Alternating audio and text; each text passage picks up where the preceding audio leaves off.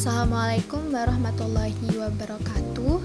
Perkenalkan, nama saya Wildatul Khairiyah dengan NIM 240200740098 dari kelas 2024C.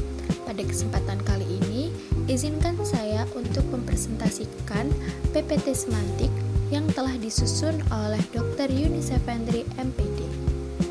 Pada PPT semantik yang pertama, membahas mengenai sejarah kajian semantik. Yang pertama, membahas sejarah singkat ilmu semantik. Yang kedua, perkembangan semantik dalam ilmu linguistik. Yang ketiga, dasar pemikiran yang melatar belakangi timbulnya kesadaran para ahli linguistik untuk mengkaji semantik.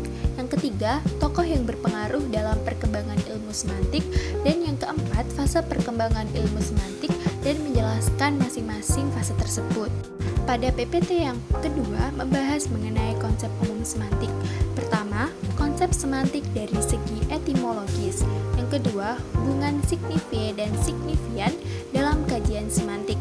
Yang ketiga, konsep semantik dan ruang lingkup dalam kajian semantik. Pada PPT ketiga, menjelaskan mengenai jenis-jenis semantik. Yang pertama, terdapat behaviorisme, kedua, deskriptif, ketiga, generatif, keempat, gramatikal, kelima, historis, keenam, leksikal, ketujuh, logika, dan yang kedelapan, struktural. Pada PPT keempat semantik, membahas mengenai ranah penerapan semantik pada tataran linguistik mikro. Yang pertama, kedudukan semantik dalam kajian kebahasaan atau linguistik mikro. Yang kedua, penerapan semantik pada tataran fonologi. Yang ketiga, penerapan semantik pada tataran morfologi. Yang keempat, penerapan semantik pada tataran sintaksis. Dan yang kelima, penerapan semantik pada tataran wacana. Pada PPT kelima, membahas mengenai konsep umum makna. Pokok bahasannya, yang pertama, membahas mengenai hubungan antara konsep, lambang, dan acuan dalam kajian semantik. Yang kedua, persamaan dan perbedaan antara informasi dan maksud dalam memahami makna. Yang ketiga, konsep makna. Penjelasan umum tentang aspek-aspek makna itu seperti apa. Yang keempat, mengenai penjelasan konsep masing-masing dari aspek-aspek makna. Pada PPT semantik yang keenam, menjelaskan mengenai jenis-jenis makna.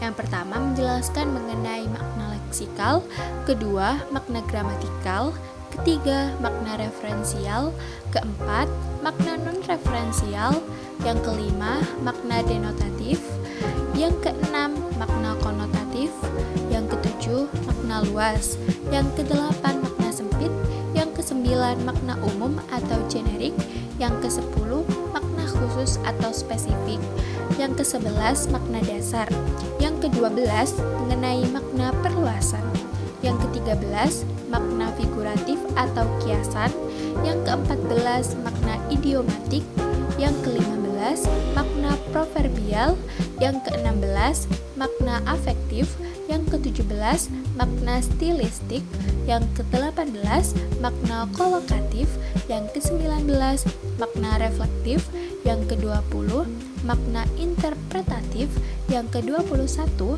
makna sinonim, yang ke-22 makna antonim, yang ke-23 makna hiponim, yang ke-24 makna homonim.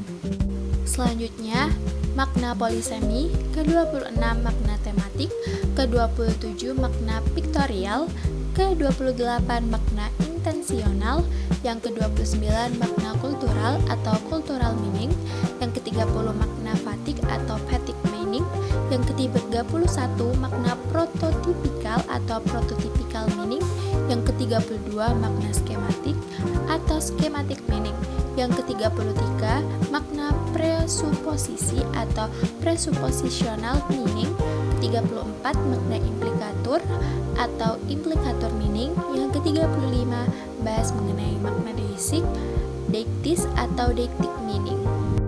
Pada PPT semantik yang ke-7 membahas mengenai perubahan makna. Pokok bahasannya yang pertama membahas latar belakang terjadinya perubahan makna. Ada konsep perubahan makna dan faktor penyebab terjadinya perubahan makna. Yang kedua, terdapat faktor kebahasaan. Yang ketiga, ada faktor non-kebahasaan. Yang keempat, membahas mengenai jenis-jenis perubahan makna. Ada perluasan makna atau generalisasi, ada penyempitan makna atau spesialisasi, ada penghalusan makna atau peninggian makna yang bernama ameliorasi, ada pengasaran makna atau penurunan makna ya atau biasa disebut dengan penyorasi, ada pertukaran makna, dan ada penggantian atau perubahan makna yang biasa disebut dengan asosiasi. Pada PPT ke-8, semantik membahas mengenai sinonim, homonim, homofon, homograf, hiponimi dengan hipernim, meronimi dengan holonimi, polisemi, antonim, ambiguitas, dan redundansi. Pada PPT semantik yang ke-9 membahas mengenai prinsip hubungan makna. Pokok bahasanya adalah prinsip hubungan makna dan implementasinya. Yang pertama ada prinsip inklusi dan implementasinya. Yang kedua terdapat prinsip bersinggungan dan implementasinya. Yang ketiga terdapat prinsip komplementer dan implementasinya. Dan yang keempat terdapat prinsip tumpang tindih dan implementasinya. Pada PPT semantik yang ke-10 membahas mengenai komponen dan medan makna. Pokok bahasanya yang pertama menjelaskan apa itu konsep medan makna. Yang kedua menjelaskan konsep komponen makna. Yang ketiga membahas mengenai prosedur analisis komponen makna yang meliputi penamaan, pemarafrasean, pendefinisian, dan pengklasifikasian. Yang keempat, membahas mengenai langkah atau prosedur pendefinisian konsep atau penjelasan. Dan yang kelima, membahas mengenai manfaat analisis komponen makna. Baik, sekian presentasi dari saya. Mohon maaf apabila terdapat kesalahan dan salah kata. Terima kasih. Wassalamualaikum warahmatullahi wabarakatuh.